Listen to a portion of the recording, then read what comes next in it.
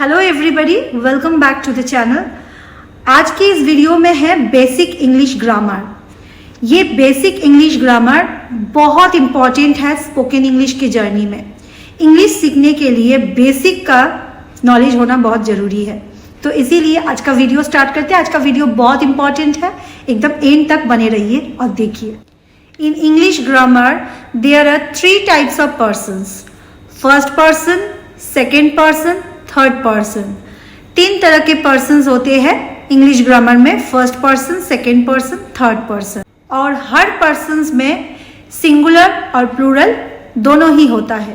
First person singular में आएगा आई, मी, mine, my, my self, ये सब। And in first person plural number we, us, our, ourselves, ये सब आएंगे। And in second person singular number there will be you, your, yourself. और second person plural number में use होगा you, your, yourselves. And in third person singular number there will be he, she, it, its, his, her, him, himself, herself and itself. And in third person plural number there will be they, them, their and themselves. For your benefit you can take a screenshot of this. Now let's learn helping verbs. Helping verbs क्या है? जैसे कि I के बाद क्या बैठा हूँ, we के बाद क्या बैठा हूँ, या they के बाद क्या बैठना चाहिए। तो ये जो verbs बैठेंगे I, we, they, देयर, ये सब के बाद क्या बैठना चाहिए, वही है हेल्पिंग वर्ब्स। जो वर्ब बैठेंगे ये सब पर्सन के बाद, उसी को बोला जाता है helping verb. Helping verbs are used in present tense, past tense and future tense. Now I am going to show you a chart where I clearly depicts कि किसके बाद क्या हेल्पिंग वर्ब यूज होना चाहिए। जैसे आई के बाद क्या होगा, वी के बाद क्या होगा, यू के बाद क्या होगा, देयर के बाद क्या होगा। तो ये मैं एक चार्ट बनाई हूँ, वो मैं अभी दिखाऊंगी स्क्रीन पे। और वो चार्ट एक फॉर्मूला जैसा है, जैसे मैथमेटिक्स में अलजेब्रा, ज्योमेट्री का बहुत सारे फॉर्मूलाज होते हैं, वैसे ये भी एक फॉर्मूला के तौर पर आप पहले समझ लीजिए और उस अनुसार सेंटेंस बना लीजिए। So let's see the chart and understand. Now the chart is in front of you and you can see clearly I के बाद am यूज होता है और have यूज होता है प्रेजेंट टेंस में, और पास्ट टेंस में I के बाद was यूज होता है और had यूज होता है। And in future tense I के बाद यूज होगा will be and will have। कुछ कुछ केसेस में शैल भी यूज होता है फ्यूचर टेंस में आई के बाद, आई शैल या आई शैल हैव, तो ऐसे यूज होता है। तो ये बहुत लिमिटेड है, ये बहुत रेयर है। जनरली विल यूज होता है, जैसे कि will be and will have. You मतलब तुम, वी मतलब हम या हम लोग, दे मतलब वो या वो लोग।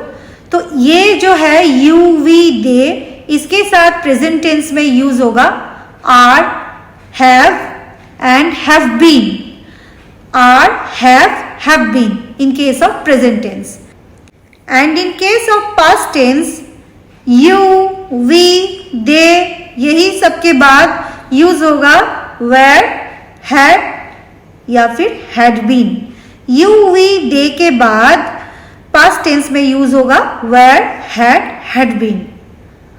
And in case of future tense you, we, they के बाद यूज होगा विल बी और विल हैव। विल बी और विल हैव। और शैल का भी यूज हो सकता है same way, shall, shall be, shall have, but shall is in case of very rare sentences, मतलब शैल बहुत ही कम यूज होता है, जनरली विल यूज होता है।